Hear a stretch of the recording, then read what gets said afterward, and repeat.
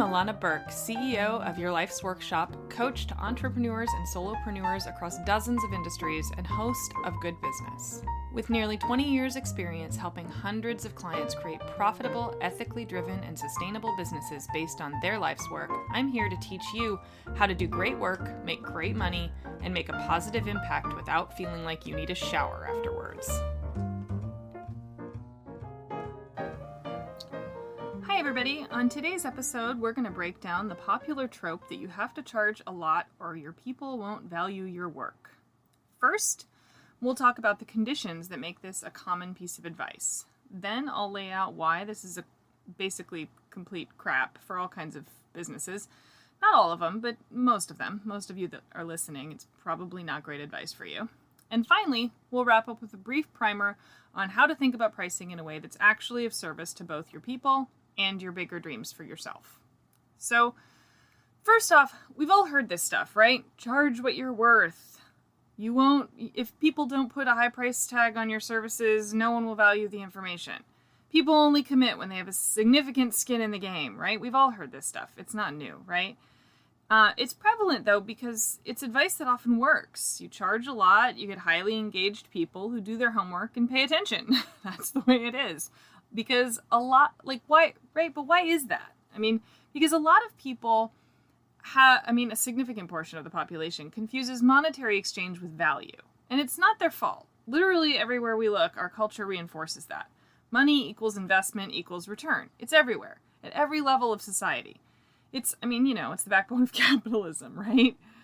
So for those who that motivates, great. If you want programs packed with people motivated by a financial exchange, fantastic. Do that. Fine. I'm not saying that this is wrong. I'm not saying that you shouldn't charge a lot of money for your services either.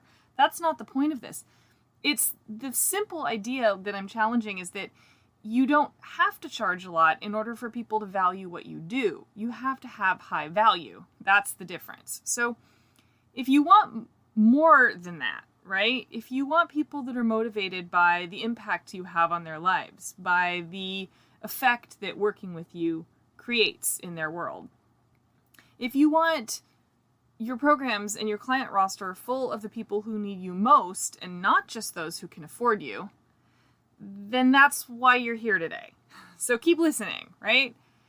That gets me to the meat of today's conversation. If impact is truly at the center of why you do what you do, then equating value and price is basically the fastest way to only help people with money, right? Think about that. If you're pricing services, like let's say coaching services, right? If you're pricing your services at $5,000, say for 3 months of business coaching. Now, I know all kinds of arguments can be made for if that advice pays off and that person makes 6 figures off of that investment, then of course it's worthwhile. Nobody said it's not worthwhile. What I'm saying is that if you're telling people they have to go into debt in order to work with you, they might not actually get to where they need to go. If they make that 6 figures off of it, great. But where they are now, if you're going to meet your clients where they are now, where you're looking eye to eye with them with respect and helpfulness first, then you have to help them from where they are. And if they can't afford that, then you're only helping the people who can, which oftentimes in a lot of industries is the last people that need help the most, right? So, this might get you, it might be really good for your immediate bottom line, of course, right?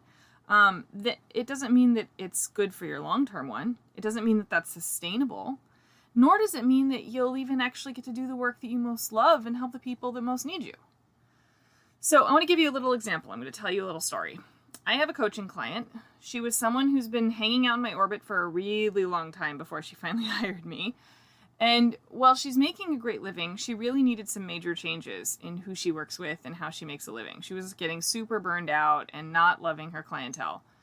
And she was just sort of growing out of what she was doing, the kind of service provider model she was in. So as we began to transition her out of her former revenue model and into one that was a better fit for her, that meant that she had to cut back on how much she was making presently in order to make room for building new things in the future. And that meant that she had less money for things that were non-essential because, this is somebody who is, our stock and trade basic solopreneurs. a lot of us are just making a living. We're not necessarily making the crazy 6-figure launches. The vast majority of the people listening to this are getting by. Some of us are making 6 figures. Some of us are making well into 6 figures. It doesn't necessarily mean that you're rolling in dough and that when you make a change and pull back on your income, you can just afford things beyond groceries and bills. That's reality. This is hard. It's a struggle. It doesn't always get easier. For most people, it won't get easier. So knowing that I'm in a position to help people with something that is frankly a luxury. Getting help from someone to explain things to you and to offer you new perspectives and expertise is a luxury. I know that I'm a luxury product as a coach, as a business coach. I am non-essential. Now, I love that some of my clients are listening to this going, but you are, you're devaluing yourself, right? I'm not, honestly. I know that what I do is of high value, but is it of higher value than feeding your kids? No, of course not. And sometimes it can come down to that choice. It can come down to whether or not you have enough cash in the bank to send your kid to camp or pay me, right? That's reality. I know that. You have to know your position. You have to know where you stand. So that meant at that stage, back to the story, right? That meant that at that stage, she had less cash for things like business coaching because her income pulls back. That means that her essentials take more space. So rather than cut the line when she needed me the most, just because she could no longer pay my full rate, we provided her with a partial scholarship to get her through the lean time. She's happy. I get to keep a client I adore. And together, we both get to do what we most want to do. Kind of neat, right? Kind of a win-win. Isn't that the whole fucking idea of being in business for yourself, is having win-wins? So here's the kicker. The minute she could afford it, we're talking, I told her that I would give her 3 months and then we'd reevaluate. The minute she could afford it, the minute she had a client who was willing to pay her a little extra and that she built up a little bit of kind of new types of revenue, the minute she could, she called me and asked me to pay her original higher rate. I didn't have to ask. I didn't say a word about it. And she's back to her higher rate, and I have a client for life that thinks that I walk on water, if you're listening. Thanks for the story. So, because instead of treating her like she had to invest in me, like it was a one-way street, like if she was smart, she'd invest in paying me a fortune, we invested in each other. I went out on a little limb. She went out on a little limb. We met in the middle, and we got to be on equal ground. My value to her is well established because she invested in a level she could reasonably afford, and my advice is helping her grow. She didn't need to spend at a level that meant she couldn't afford her basic needs just to feel like she was getting good advice. So how do you actually price your stuff? First, get clear on why you do what you do. Now, I'm not talking big why. Yes, that's kind of part of all pieces of business advice these days, right? But more like, do I want to help first or make money first? Yes, I know you want to do both, but one has to be an inch or two above the other in what motivates you. And everybody is different on that spectrum. And again, no judgment if money is your primary motivator. There are plenty of people in business that it's simply about money, but you're not here for that. If you're listening, you're in the purpose-driven category. So from here forward, we're going to assume that you care about impact, service, and helpfulness, just like a teensy bit more than cash. So next, you're going to figure out a revenue path that can get you both where you want to go and can satisfy your desire for impact.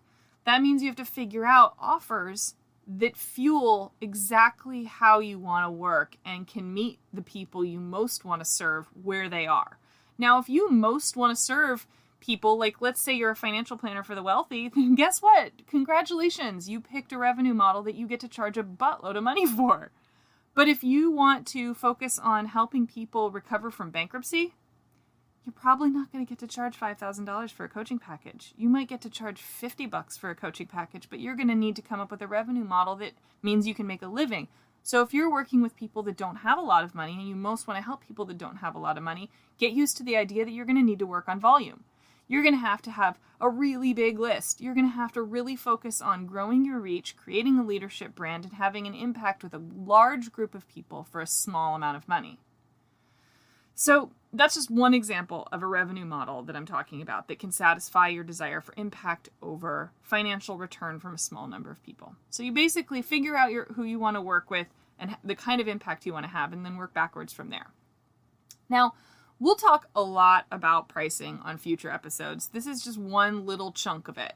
Pricing could be, I could do like a whole show just on pricing. It could just be the focus of my entire podcast. But today, that's just like, I want to give you guys bite-sized pieces, things that you can think about and chew on and pay attention to in your own businesses and in your own livelihoods and in the people that you're giving money to. Notice whether they're making you feel like you have to invest or you're somehow not valuing yourself, your work, or them highly enough. If they make you feel that way, run like your fucking hair's on fire. Okay?